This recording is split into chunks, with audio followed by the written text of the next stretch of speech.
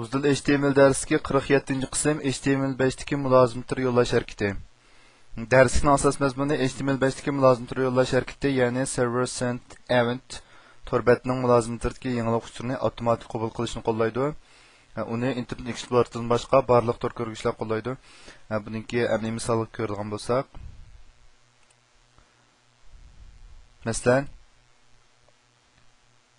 mən bu şu mulazim türündəki uçur yenilaşni qo'llaydigan ma programmada demək hər 3 sekundda bir qitim uçur yenilinib, bu yerga bevosita qo'shilib mashtamoqdi. Qaraydigan bo'lsak, 3 sekundda bir qitim yengida uçur qo'shilib maqdi. Buni asli kodi qaraydigan bo'lsak, buni asli kodida ma demo C PHP mavjudda, endi shu 3 sekundda bir qitim shu uningda hamda 3 sekundda bir qitim shu mulozim tur vaqtini ko'rsatadigan shu program yozilgan. Biz maningga bu yangi ish harakat sifatida shuni har bir qitim uçur yangilangan vaqtda bir qitim o'sha ko'rsatmasini dedik. Demak, yangi uçurninki o'sha yerda baliqni bayqan zamonlar bu yerga bizga avtomatik holda ko'rsatib chiqarib berdi.